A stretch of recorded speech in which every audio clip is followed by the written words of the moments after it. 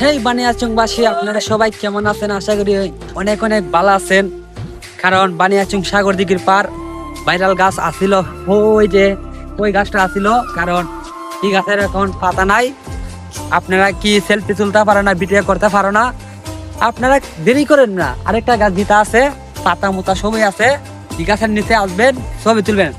কিন্তু কোন অনুরোধ, মাইয়া মানুষ বেশিরভাগ এটার মধ্যে আসবেন না। কিন্তু মেয়ের আর বিষাক্ত দাঁড়াতে সুবল লাগলো গাছের পাতা পাতা জংশন হয়ে জায়গা। কারণ হবিগঞ্জের একটা মেয়ে আছে, সে বুক টুক টানাই আটে, তার নাম হইলো মারিয়া।